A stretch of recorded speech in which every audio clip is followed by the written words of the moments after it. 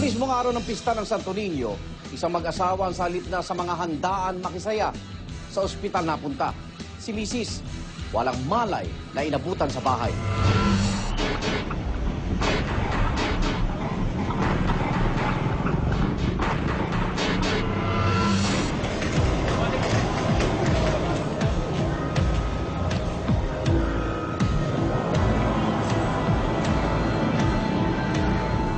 According sa asawa na nagdala, mga 8:30 this morning, natagpuan na lang sa kanyang bed na wala ng malay. Kailan po Makita lang siya na, sabihin mo ko. Nung dinating natin sa stretcher, wala nang buhay, wala nang hininga, wala nang tibok ang puso. So nang chinek ko po yung pulse, wala na tayo makapang pulso. Nag-initial CPR na po ako. Ayun po kasi yung dapat na gawin kapag wala tayong nakikitang pulso at saka hininga. Wala na po, oh. Wala na po hininga. Pre, photo. Sige dito, Dok. Sige. Yung patient natin si Maria Lourdes Castro na 55 female na diagnosed case na ng chronic renal failure secondary sa diabetes, DMD nephropathy kung tawagin. Sakit nito, nagkumpisa sa diabetes na napabayaan niya kaya nasira yung kidney niya. So, yun yung isa sa komplikasyon ng diabetes. Kasi pag nagkaroon ka ng chronic renal failure o mga chronic kidney disease, may mataas ang risk na magkaroon ka rin na maaari ka rin ma-stroke o maatake sa puso. Kasi kapag may kidney disease ka, mataas ang pressure mo, mataas ang blood pressure na mahirap i-controlin din.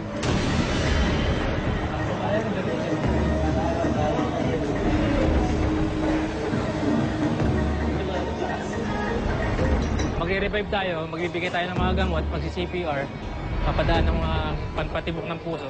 Pero depende pa rin sa response ng pasyente. Depende sa katawan ng tao kung kakayanin niya.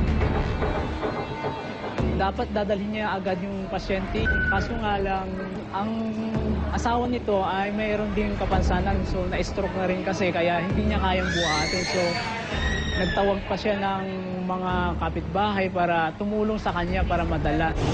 Nag-dialysis na ako.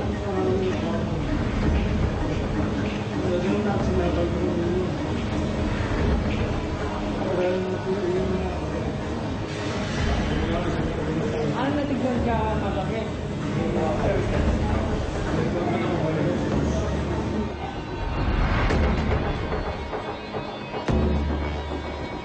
Kasi pasyente natin dinala nila dito, hindi naman namin hayang dinala dito, tititigil lang namin. Siyempre, gagawin pa rin namin yung aming makakaya na tulungan yung pasyente at i-revive siya.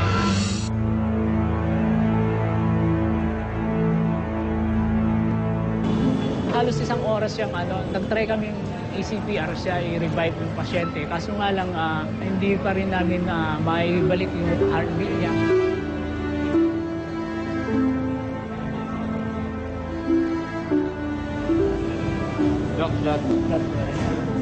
Kaya, dineklara ako ng kanina na dead on arrival na yung pasyente. Ay, tas pa rin na isa na lang. Binibiro pa, pesa, gusto na. May kakapalan, nakikakapa. Namamatay lang yun. Kung luluto ng pagkain, masarap. Ano nangyari sa akin?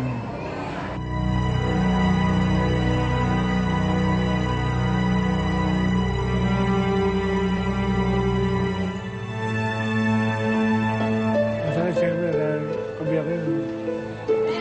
Wala lang kung luwang yung mga luluhan. Wala maganda ka sa kaluluwa kaya.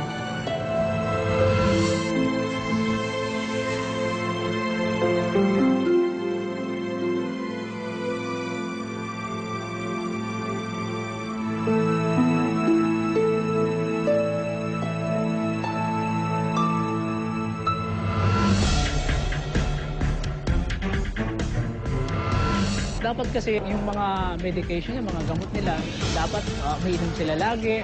At dapat lagi nagpapa-check up, nagpapa-lock check up sa doktor nila, sa espesyalista sa kidney, nephrologist. Kung halimbawa yung schedule ng dialysis nila, kung anong schedule, dapat sundin nila. Kasi nga kapag hindi napalo yung mga yun nga tumataas yung mga toxin sa katawan. Saka madali rin mahawaan din ng mga sakit, yung mga airborne na sakit. So halimbawa may mga sakit sa TB kasi madali nga silang kapitan ng mga sakit kasi immunocompromised sila. Yung immune system nila mababa. So dapat maging aware din sila na huwag silang masyadong makihalubilo sa may mga ibang sakit, lalo yung mga respiratory diseases. Hindi na po kami nagdidiwang ng pesta kasi nga, paano pa po kami magdidiwang?